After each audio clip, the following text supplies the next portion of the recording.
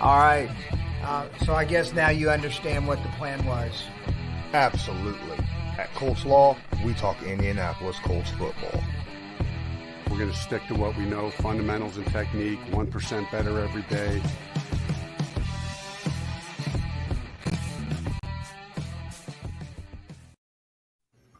What's going on, Colts Nation? How's everything going today? I'm Lawrence Owen, and as you see, I have a panel with me today. I appreciate each and every one of you showing up.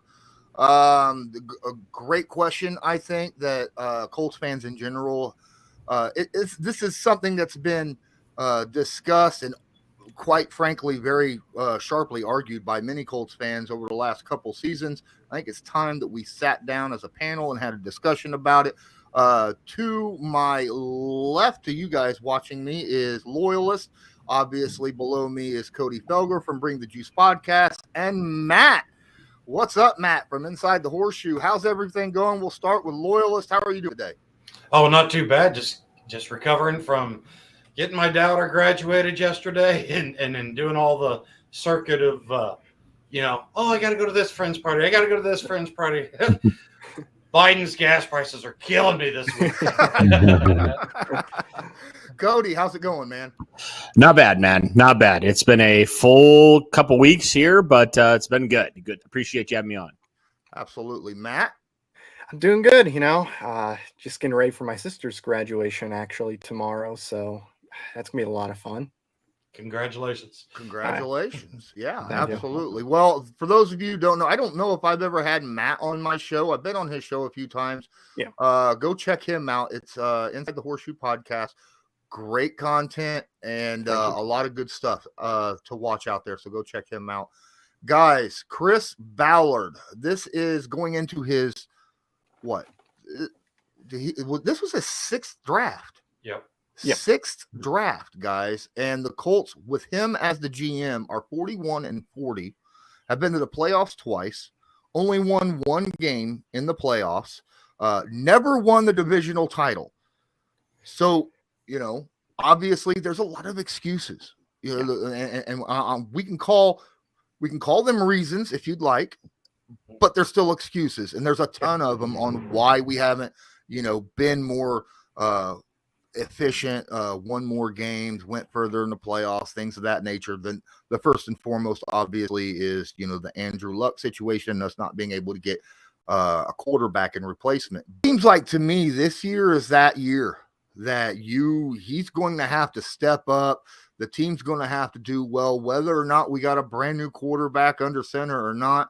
We're going to have to do something, either win the division or go deep in the playoffs or both. Or he could very well be on the hot seat, in my opinion. Loyalist, what is your thoughts on this? Yeah, I mean, it's crazy because you look at these rosters and you look at the, like you said, the way Ballard has juggled through all of these obstacles and stuff. And you're like, dude's awesome. He's doing magic here and there. But once you look at the results, then you're just like, oh, was the magic, the illusion that, I mean, and that's the thing that's frustrating me, because like I said, you look at this roster this year, and if this roster doesn't do it, then obviously there's something more missing. I mean, and like you said, that this is a proud Colts team. We got rid of a quarterback that had a moderately successful season and stuff, and said no, all in, right? Isn't that what the owner said? All in. So I would have to believe that means a division title or better. Absolutely. Matt, what are your thoughts on whether or not this will be a hot seat year for Ballard? I mean, I think it has to be because, he's built these great rosters, but they can't, for whatever reason, win that division. They can't go deep in the playoffs. They only make it a couple times. And, at the end of the day, you got to get in. It's year 6. You got to win a division title this year. I think this is the perfect time to win that division. You got the best roster in the division, I believe, by probably a wide margin, because I think Tennessee, they got worse, I think, this year, losing A.J. Brown. That's going to hurt them really bad, more than I think a lot of people are going to realize. So they got to win that division. They have to, and if they don't, win a playoff game, or if they don't even make the playoffs, then, yeah, Ballard has to be on the hot seat. Cody. Yes. I agree with everything that was said. And I think it's weird, like you said, Loyalist, like how strange it is that like you look at what Ballard has done in the draft and free agency and all these things, all the guys that he's brought in. Last year the Colts had the most Pro Bowlers in the league, right? I mean, like it's not the question of it, can he find talent? It's just like this. It's like this weird disconnect between the talent that's brought in, the team results that have happened.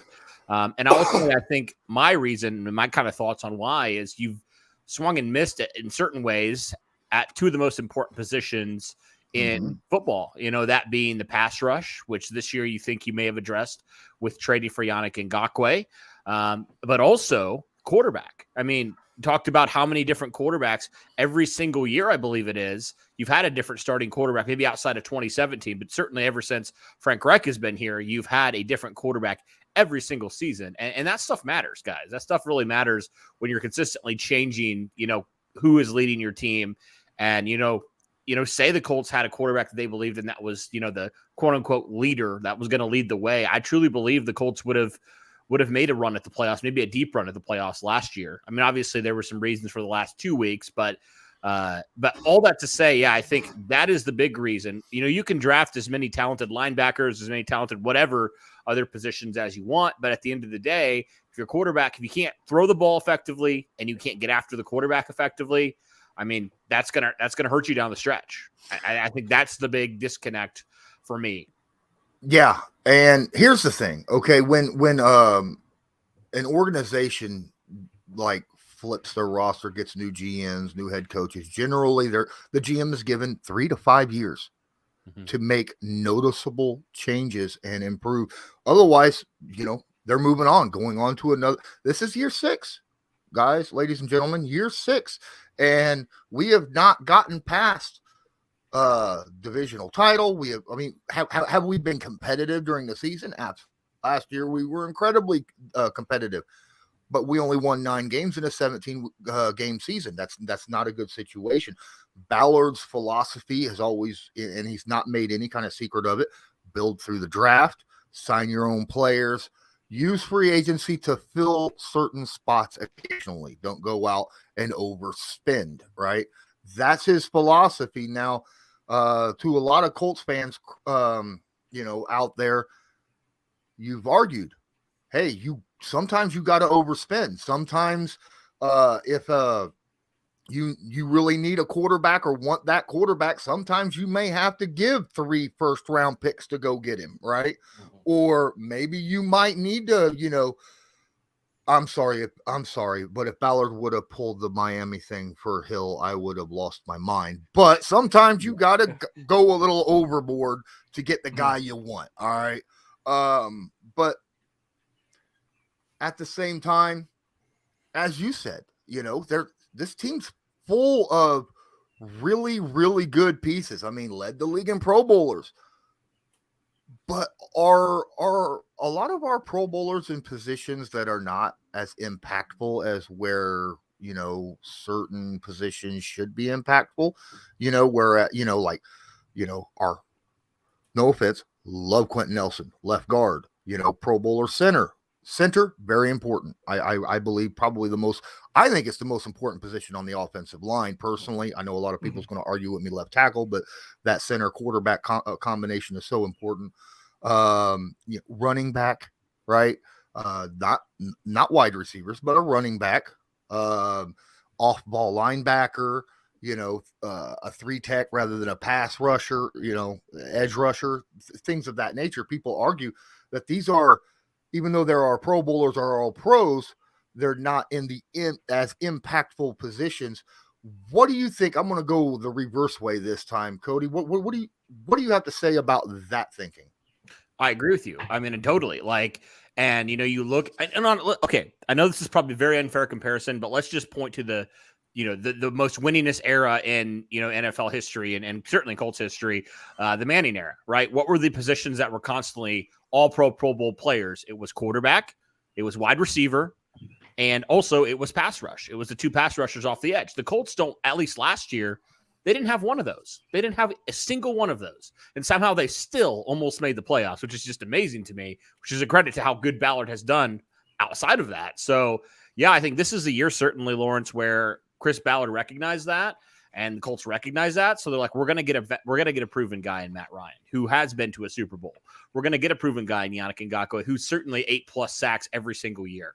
We're gonna get invest into a guy like Alec Pierce, like things like that, to at least give you more of an opportunity to get there or get a little bit closer than you were last year. So all that to say, yeah, I think that's probably, a good reason why, the Colts have not had, success and gotten into the postseason, won the division, things like that as much. And just certain key situations where if you had an effective pass rusher, if your quarterback stepped it up or whatever, because there were so many moments in the season where the Colts really should have won certain games and they just blew it. So, and you look at how many double-digit losses or double-digit leads they had that they blew last year, and I think that's a big reason why. So, yeah, that's kind of my thoughts on it. Is just there's a stark difference in the last era, the most winningest era, to where we are right now, or where we were the last couple of years. That's kind of my thoughts. Matt?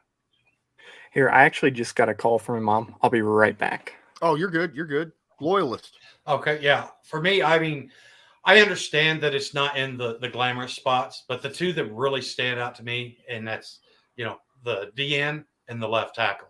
If you had those two spots, and I would argue, if, I mean, I know we had a former All-Pro with Fisher, but let's be honest, he wasn't playing at All-Pro caliber last year, and then you look at our pass rush. You get those two solutions. I mean, that makes your secondary better. That makes your pass game better. Carson Wentz liked to wait around in the pocket last year. If that pocket could have held up a little bit better, maybe he would have been more productive or efficient. The defense, like you said, if we could have closed the gap on some of these pass rushes that were almost there, that were hurries or even, hit, just making hit contact and stuff, if we could actually turn them into sacks, I feel like that would have turned some of these really close games. I mean, good gravy. If we could have just stopped the Ravens one drive in the entire fourth quarter, that game's ours. You know what I mean?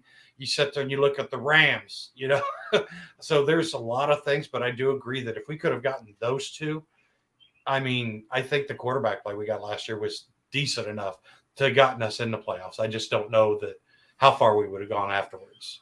Well, we'll see. Andrew Luck, it's been, 4 years now without Andrew Luck, and it's wait and see with Matt Ryan, but generally immediately after you lose a quarterback of Andrew Luck's stature, right, you immediately start looking for that young next quarterback, right? And 4 years, we got a 37-year-old now, he's not the guy that we're going to have for the future. They took a shot at Carson Wentz, which I'll give him credit for. There was the opportunity there for that to happen. But outside of that, Phillip Rivers, there was no thought process of Phillip Rivers going to be around for 10 plus years. Mm-hmm. There was no thought process of Jacoby Brissett. Honestly, being honest with yourself, Jacoby Brissett was never going to be a top 15 quarterback in the NFL and, give you what you want at the quarterback position, right? He's going to be everyone knew he's going to be that Joe Flacco type guy, which, to his credit, led his team to a Super Bowl, right? But still, it's not that he didn't go out and he didn't go look for that young quarterback, whether it be in the draft. I mean, yes, he used a 4th round pick, but that's the earliest he's used on any quarterback. Mm-hmm. He hasn't made massive, like a big flashy trade for a young quarterback. Is that hurt the team in not being aggressive enough, maybe, to go get a quarterback of the future for the team, Cody? Yeah, and I'll go back to what Ballard has said, when he talked about everybody would go, everybody would be satisfied for a little bit if I went and drafted a quarterback, right? But if it's not the right guy, they're not going to go draft the guy, Mm-hmm. I know personally, hindsight's 2020, but man, you do think, okay, with where the Colts were positioned in that, I believe it was the 2019. No, wait. No, it was 2020 when they traded for Buckner. So, like, if they would not have traded that pick away, I know Buckner, great player. We all love DeForest Buckner. But you talked about Lawrence, low impact compared to the quarterback, certainly. You know, guy like Justin Herbert wasn't that far away if you wanted to trade up for him, right? You had the opportunity if you wanted to. And again, we don't know. You know, maybe the Chargers weren't willing to, you know, go with that pick or whatever, you know, or they're asking a crazy amount. But like you said, Lawrence, sometimes you got to take that risk and you got to go for it. And I got why they signed Phillip Rivers, but I was kind of like, aren't we just kicking the can down the road a little bit with this? Why wouldn't we just go address it? You know, there's been a lot of good quarterback prospects. Now, again, this year wasn't great, so I got it. I understood why you didn't do it. But I have to think, Lawrence, next year, you have to draft a quarterback. You have to go all in for a quarterback, or else what are you doing? I really don't know what you're doing at that point. You know, like, especially with how good those top couple guys are there. It just seems way too, you know, perfect, I guess, of a scenario, especially with the Carson Wentz trade. If you're getting a second round pick again, okay, you have a little bit of ammunition to go up and get a guy, depending where you are, you know? So yeah, I've gotten why they did it. And to be fair, they did take a shot at a quarterback in Carson Wentz, you did talk about. So it's not like they've just completely ignored it and rolled with 38, 40-year-old quarterbacks the whole time. They really thought Carson was going to be the guy. And I think a lot of us had faith that was going to work out. It just didn't. So at least we know that they're trying to be aggressive, even if it doesn't always pan out. So to me, I think next year's kind of where it's going to happen. I think it has to at this point because you got Matt Ryan on a 2-year deal. So didn't feel any pressure this year to reach for a quarterback. But next year, you have a tremendous opportunity to go up, and you're probably going to have to give away some big draft capital. And that's okay. I'm personally fine with that because Ballard can find guys in the 4th, 5th, 6th round that can be quality players for you. I mean, heck, Isaiah Rodgers, a 6th-round pick, is probably going to be your cornerback number 2 next year. So I think with how good Ballard has been in terms of drafting, I think it's just time to, you know, you've addressed one position you think for the near future. You got Kwity Paye, you got Yannick Ngakoue. You think, okay, those 2 guys could be your 2 stud pass rushers for the next decade or next 5 years at least. But now, you know, okay, maybe if you think you've checked that off the list, what's next? Okay, quarterback, we addressed it in the short term, but now I think we got to think long term next off season. And I think that's got to be the approach. I personally do. Loyalist. Yeah, and I agree. And the window for Ballard to have changed the stars of this team was, you know, it was Jacoby Brissett. Did they over evaluate what Jacoby Brissett was? I mean, and a great guy, awesome. You know what I mean? Great backup. But the year that we had him as a starter, you know, why did we take a shot at a quarterback then? You know what I mean? And then to Cody's point, you know, is the following year with Phillip Rivers. Okay, I hope we don't go next year with Matt Ryan and say, okay, we're going to re-sign this guy. And to Cody's point, I want to bring in a good young talent, not a 4th or 5th round pick or even a 3rd round pick.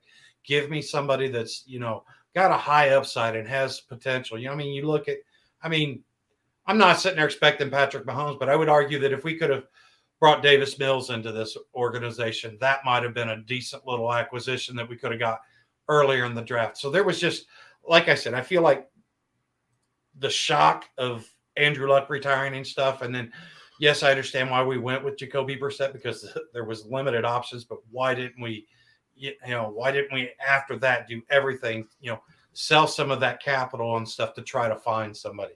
That was, you know, that's where we cannot make that mistake this year, this coming draft, I should say.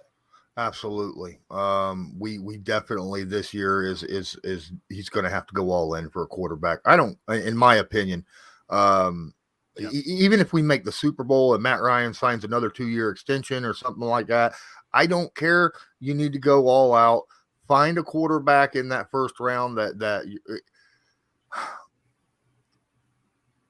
granted, I don't know personally how good the quarterbacks are this year. They got to be better than they were this past much draft. better. Much better. And the thing is and the reason it's so important to do it this year is because say you swing at somebody and then you find out it's not a fit, then you got that following year. Maybe you can extend Matt Ryan for a season or something. Mm-hmm. Give yourself more than just that one last chance to try to find that piece. Absolutely. Yeah. And I figure also, you got Frank Reich, who every year, you know, say what you want about Frank Reich. Every year he's had a new quarterback. The quarterback's played better than the year previous. I mean, you can just go look at the stats. It backs it up. But, you know, I just like, you've never given Frank Reich just like a mold of clay at quarterback who's got all the physical tools.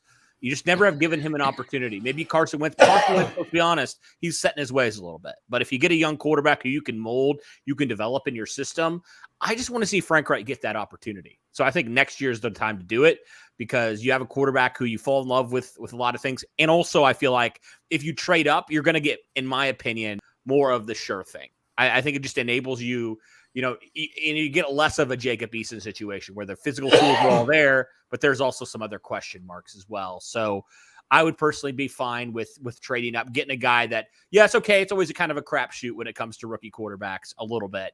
But if you truly have confidence in a guy, why wouldn't you trade up for him and get him? Because, you can lose really good players like a Quentin Nelson or whatever. And I don't think they will. I think they'll keep him. But you know what I mean? You can lose really good players at not as essential positions. But if you have the star quarterback, it doesn't matter, really, in my opinion. In the grand scheme of things, it's not even close in comparison. Yeah, absolutely. I know you're getting ready to do that, but real quick, is another thing is if you get, like you said, if Matt Ryan balls out, takes us to the Super Bowl, okay, you can renew him for 2 years. You still got a rookie sitting for 2 years behind Matt Ryan. Another year with Nick Foles. I'm sorry. If you have to Aaron Rodgers him, and carry him, have him sit the bench for a couple years, whatever, just get that problem solved. Absolutely. Guys, please smash that like button. That way you don't forget to do it later at the end of the stream. Go ahead, take this time, just one moment. It only takes a half a second. Click, hit the like button, helps with the analytics. Feel free to share this to your favorite social media as well. And while I'm here, do you want some more Colt stuff for your room? DeForest Buckner says, go get some. Go to the Backroom Collection. Check it out. They got a lot of great stuff. They got a lot of brand new stuff that they got fresh for this season. This channel is proudly sponsored by the Backroom Collection. They do beautiful sports canvas art with football, basketball, baseball, and other sports themes. Special orders are accepted and autograph pieces are available. Many Indianapolis Colts signed pieces will be available beginning in November. Just use your discount code CL10 to purchase the pieces you want to spice up your living area. That's CL10. Brandon Wood says that JT piece is amazing. Yeah, they have a brand new Jonathan Taylor piece that is absolutely gorgeous. Got a water design to it. It's got a water horse sitting behind him as well. It's beautiful. Go check it out. I hope Matt gets back soon. I don't know. Hopefully him and his mom, everything's doing okay. All right. We're on the topic conversation of Chris Ballard. We still got a few minutes to discuss that before we get into the chat. Don't worry, guys. We will get to the chat. And if you want to make sure we get to your specific question or comment, go ahead and use that link in the description where it says tip and donations. And we'll definitely get that right out as possible. Oh, my goodness. What are some positions? There's an issue. Okay, so some of the things that you was talking about earlier that he whiffs at during draft, he's really good at finding certain positions like guards, centers, running backs, linebackers, interior defensive linemen, linebackers, safeties. Good at all these, but it's those prime positions, right, in the draft that seem to fail over and over and over. Your tackles, your defensive end pass rushers, things of that nature. Apparently quarterback, because he spent a 4th round draft pick on Jacob Eason, and he's now sitting over in Seattle as I think the 3rd seat, at the quarterback position right now. So now this isn't just Ballard either, right? This is this touted draft room that they have, all these great people that sit with him, with Ed Dodds and all these other guys that are in the Morocco Brown, who, congratulations Morocco on your promotion this past week. That is very awesome. But how does he fix that? How does he fix the fact that he's not, that he's whiffed on certain positions. Does he need to bring some new blood into that draft room with him into the scouting area? Anyone? Yeah, I mean, me personally, I'm a fan of that room and stuff, but I understand what you're saying. But there again, he hasn't spent, the left tackle, he hasn't spent hardly any capital on. But we talk about it, when you hit on Quentin Nelson and you're going to have to invest that much money, and then you got Braden Smith and Ryan Kelly, it's also, there's that timing, you know what I mean, as far as the left tackle position. Once again, we talked about it. He hasn't spent a lot of money at the quarterback position, a lot of draft capital. So there again, my thing is the areas that you guys are talking about, the one that stands out the most to me, I guess, is defensive end.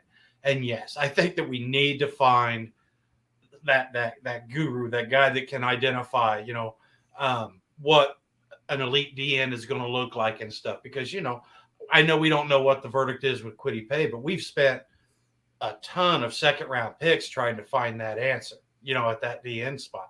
So you're still getting good guys, but the thing is these guys are not performing, even as I would argue Banigou fell short.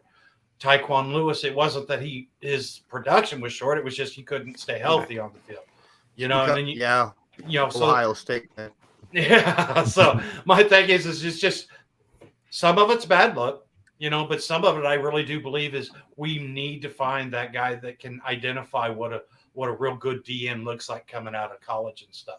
But like I said, when you look at tackle and quarterback, which are the other two that stand out to me, we just haven't spent any capital to speak of, of value, at trying to even fill those spots. And that's probably more of a question that I have about it than the quality of the people that are scouting. Absolutely. Cody, before you get into it, I just want to, Brock comes in and says, isn't the only offensive tackle we invested heavily draft capital Braden Smith? No.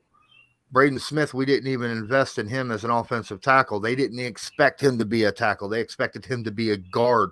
As I said, they draft guards great. I'm sure Braden Smith would be a fantastic Pro Bowl guard for the Indianapolis Colts. But, we needed a tackle, and he moved over there and filled it. We haven't even drafted a tackle until Bernard Ryman. So, that's what? Yeah. Well, to be fair, you haven't really had to at this point, or in your mind, you haven't had to, because you went from Anthony Costanzo, who was, the rock star at left tackle for a decade plus. Then you had Eric Fisher last year. So you never really had like a need going into draft time in your mind, right, about tackle. So, I just don't really understand the argument when people say that Ballard has failed at trying to find tackles, because he really hasn't had to find them yet. Right. This is the first year he's actually had to invest something of value in finding a tackle. And if Ryman's as good as I think he's going to be, I think it's going to be another home run selection there. But I'm getting ahead of myself here because he is still a rookie. But yeah, I think I kind of have a slightly different perspective on defensive end, because I think the only guy we could outright say was a bust was Ben Banigou. I mean, we can all say that, right? He did not live up to it. But I think Kemoko Toure showed flashes. It was just the injury, right? Like when he was healthy back in 2019, he was the best pass rusher on the team, one of the best in the NFL.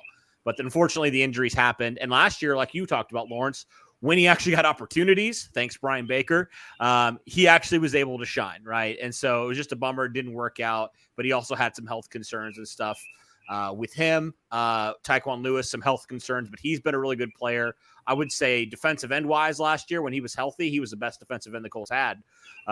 So yeah, it's just been a lot of weird situations, but you're right. You need to get, at the end of the day, you've invested a lot of capital into that position and you need to get some return from that. So I think one thing that was ingenious that I was very glad that Ballard finally did was, sometimes there's going to be positions you don't you don't draft as well. Like especially, quarterback and defensive end, those ones are the hardest to draft in my mind because those take the most, those are the most important things. And so it's really hard to find those sometimes and find guys who are, very effective consistently on both of those. So I think I loved what Ballard did, where they kind of just like, all right, we've struggled. We've tried in the draft year in and year out for years now. Let's just get a proven guy, similar to what they did with DeForest Buckner, when they traded that first round pick to get him. They're just like, we just need some provenness in there. And And I love that they did that. And so, like, sometimes you're going to have weaknesses in what you do, right? But I think for what they did, that the fact that they were able to kind of be like, you know what, maybe we don't draft as well as we do other positions. That's okay. We're going to find proven guys that will help out, pick up the slack from where we've kind of honestly struggled in the past year. So I kind of thought that was a good thing that they did this offseason is they did that. But, the talent's never been a question. It's typically just been the health for the two guys that they invested in 2018. So, but yeah, at the end of the day, results have to happen eventually. Well, I mean, he traded for Buckner. He straight up said, "Hey, that's what I look at free agency for. Find the guy that we're not drafting well for and fill that spot of a need." And great, awesome. Why did it take so long to do that with defensive end, with pass rusher, right? We just talked about how many years he's been here, and he hasn't really, sure, Autry was okay, Houston okay, but again, none of these guys were double-digit sack getters during their time here. They were just under that, right? And he was out there using second-round pick after second-round pick after second-round pick after second-round pick on pass rushers, and now he finally decided, hey. Obviously, none of that worked. So I'm going to go out and get myself a Yannick. I hope that a lot pans out, situation. I hope Yannick blows. Hope Quiddy makes that second leap. Obviously, a lot of people out there want Odengbo to have that, like, jump out season, even though I'm looking at this as more like his rookie season than I am his second season because of how late it was before he got in there. What are your thoughts, Matt, on his drafting philosophies and how he uses his draft capital as opposed to how he uses his free agency money, his cap space? I feel like he does a good job when it comes to getting, positions that maybe aren't the most important on the team, but loading up there, making those very, very good.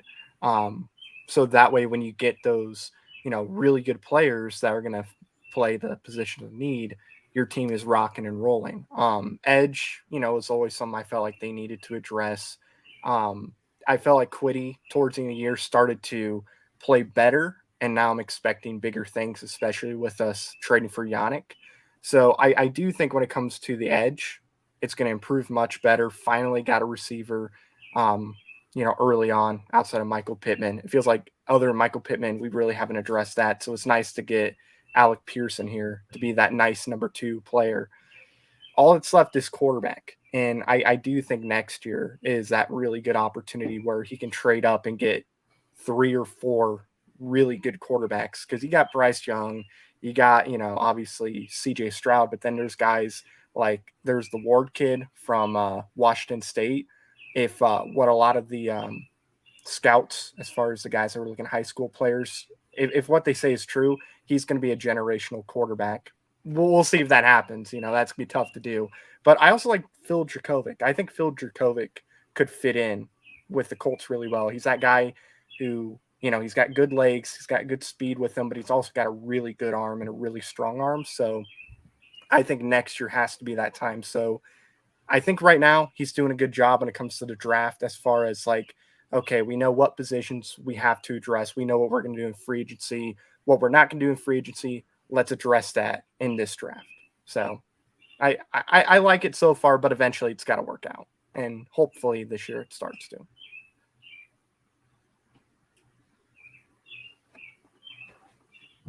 Oh, you're muted. Yeah, that's There why we I bought my hand. Like, oh, wait a second.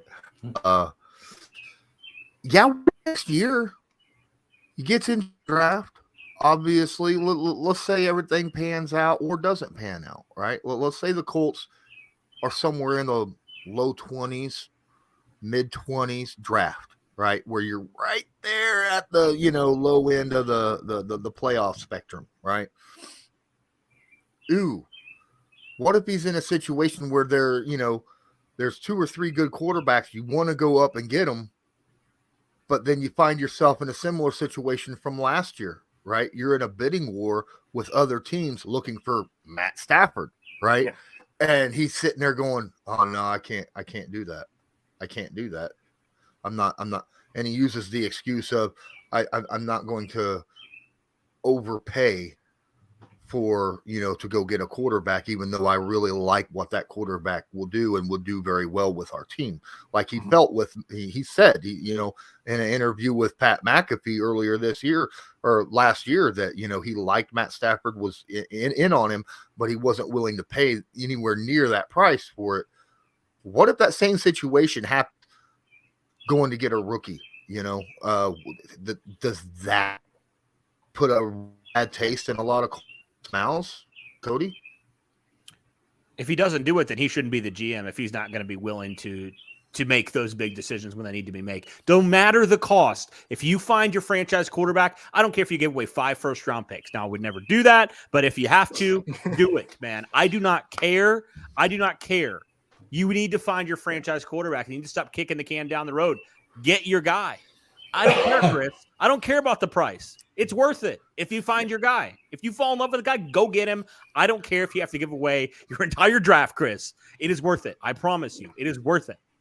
Absolutely. Loyalist? Oh, that's fine. Say it from the chest. Well, first off, I would argue that, I don't know that Ballard's been kicking the can down the road on the quarterback as much as there's just been very limited options. You know what I mean?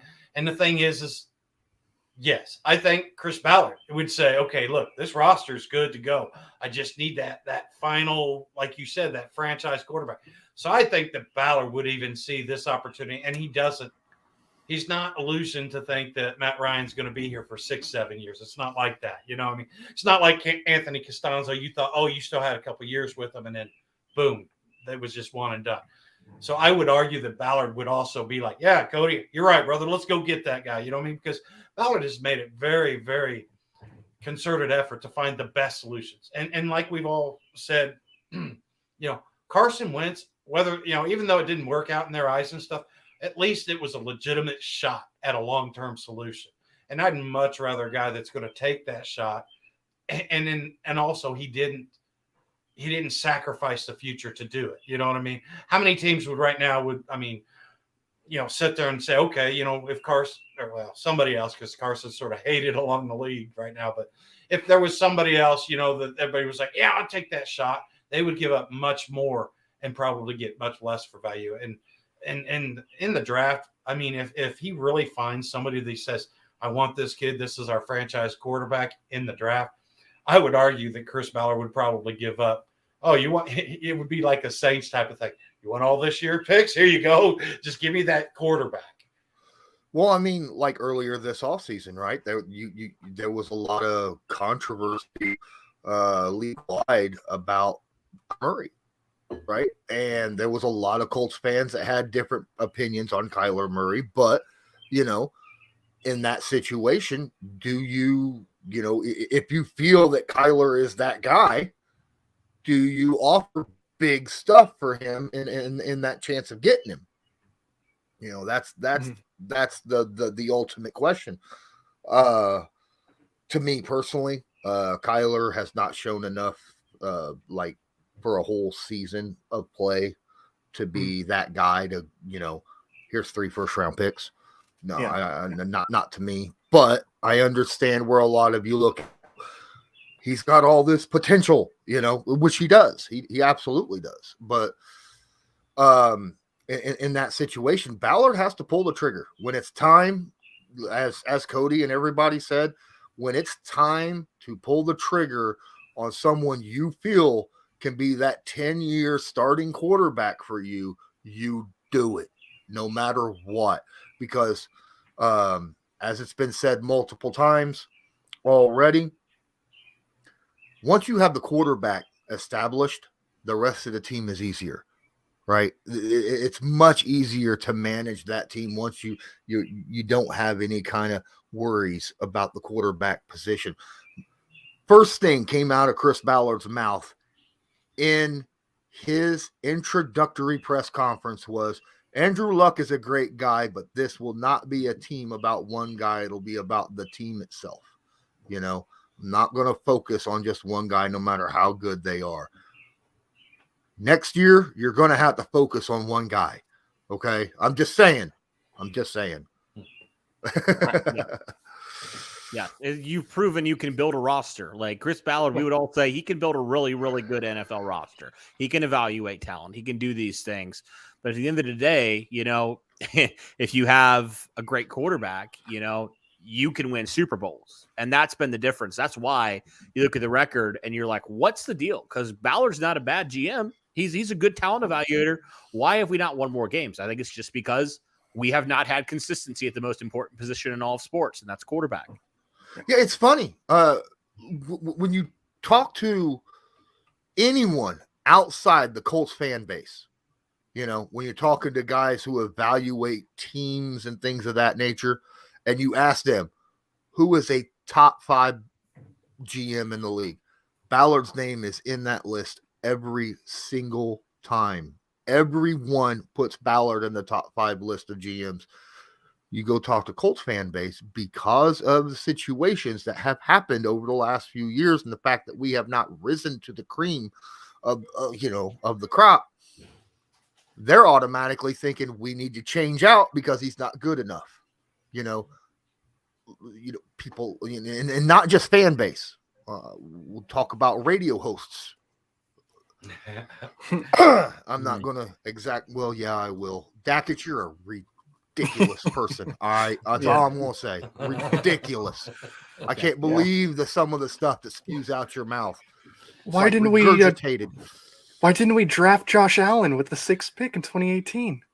Yeah, right? Come on now. Because we still had Andrew Luck. Yeah. Oh, come on. Ballard should have known he was going to retire early. Yeah, exactly. I'd like to ask everybody a question. Yeah. Okay. Say that the Titans perform better than what we all expect. Okay. So say we find ourselves in another shootout. Okay. Say the Colts and the Titans both tie at 13-4 this year. But for some reason, the Titans have the tiebreaker. Good season, right? But say the Titans they win the division. You say we both go 13-4? Right. And let's say they win the division just by tiebreakers. What is it how far do the Colts have to go since they didn't win the division to keep Ballard off that proverbial hot seat? Is it a championship game?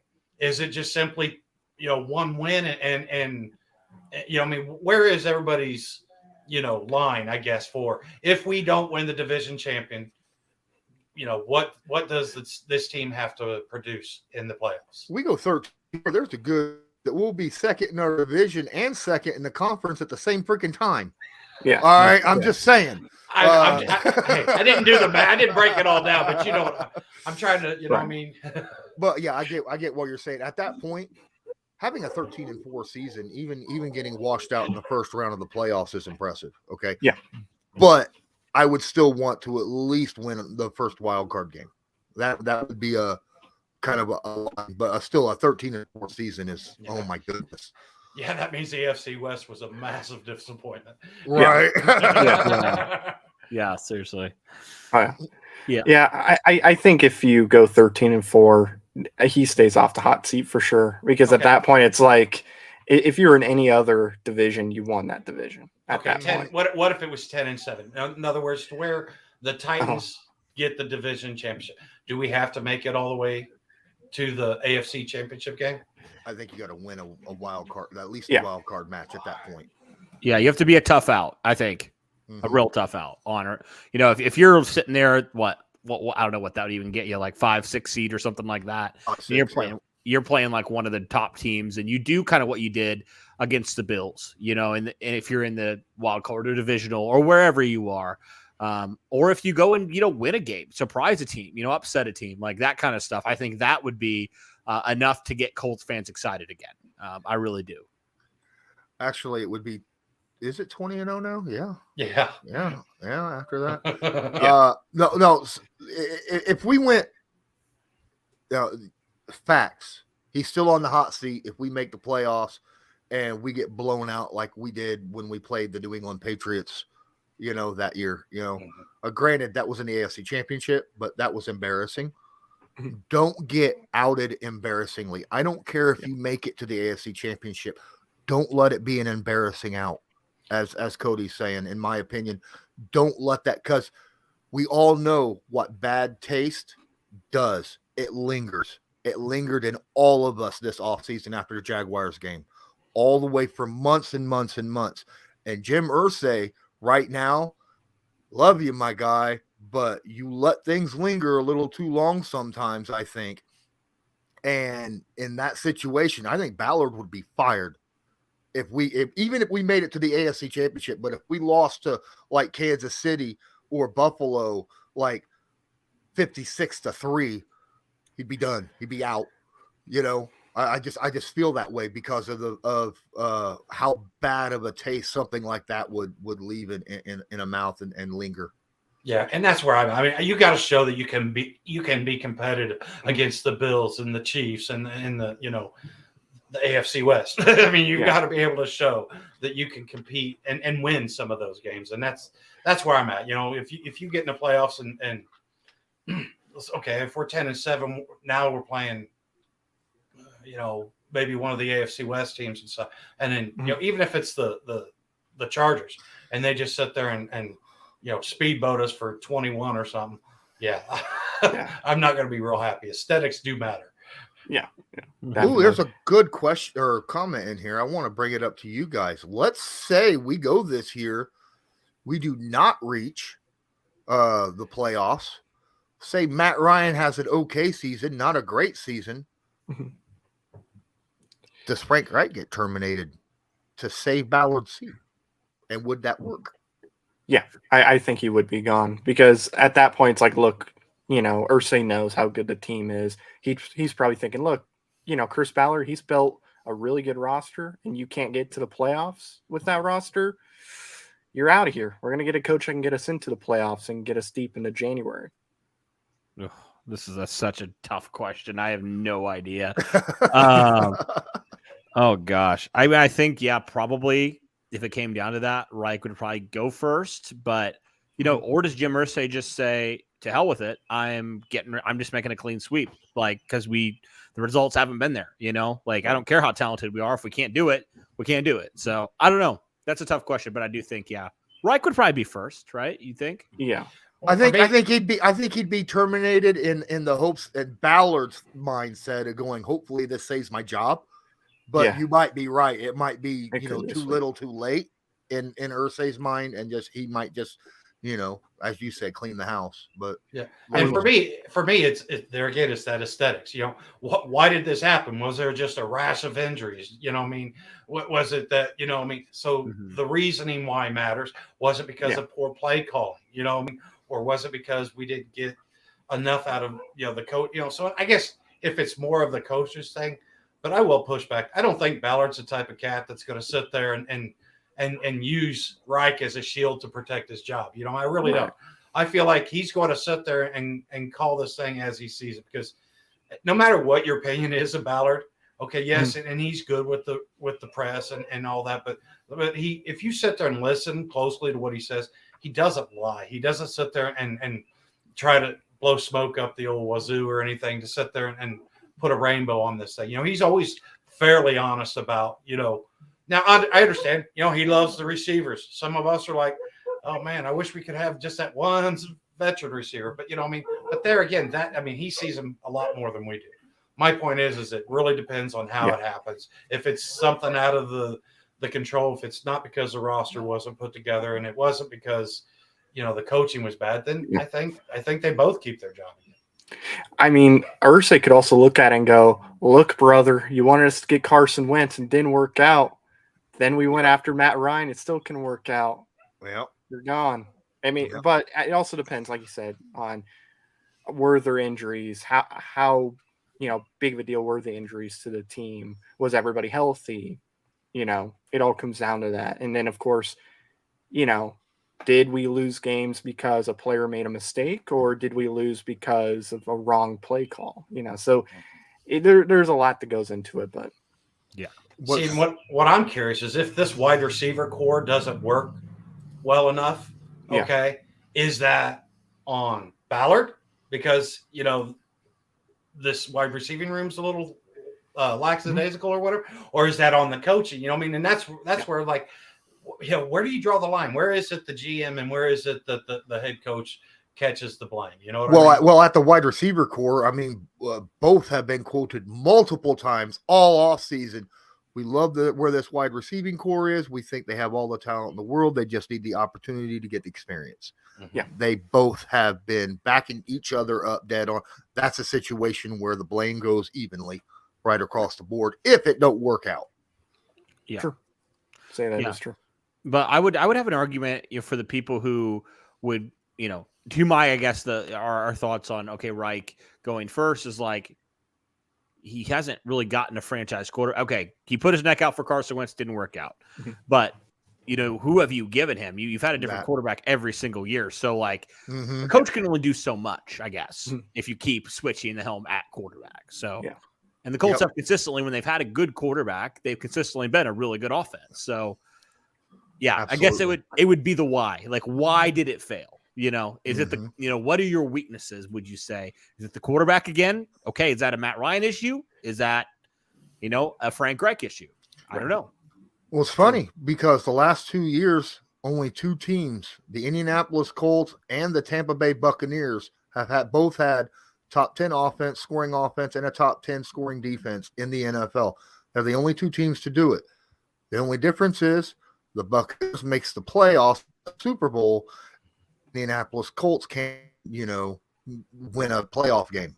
So that's at that point you're wondering, why is that, right?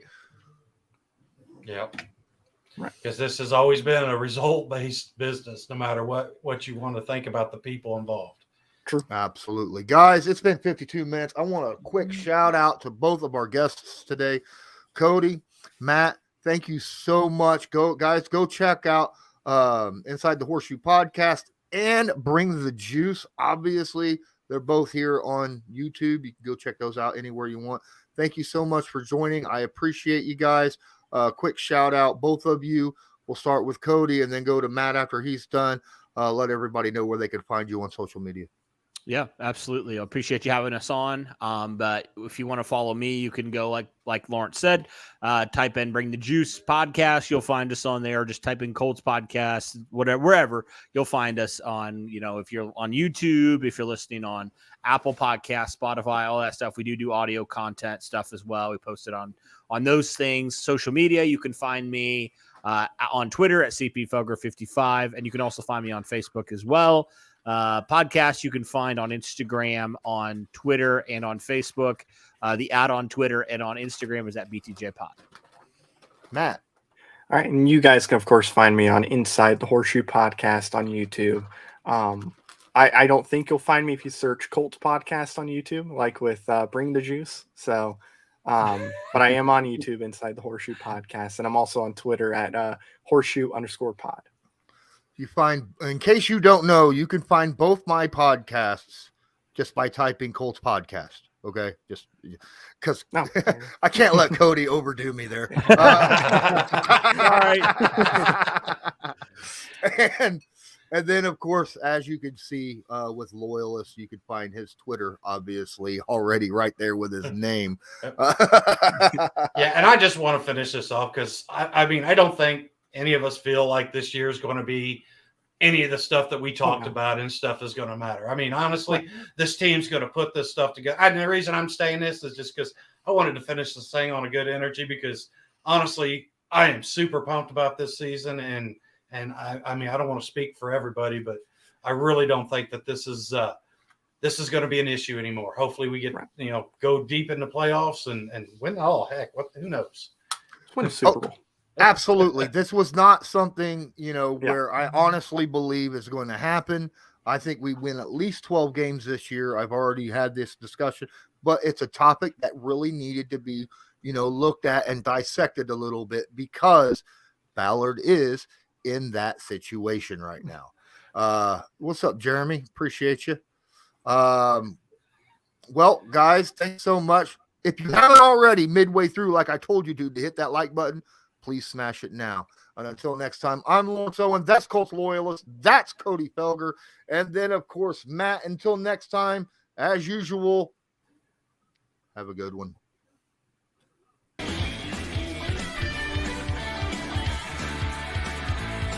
Just because a player's not a household name doesn't mean we can't make him a household name.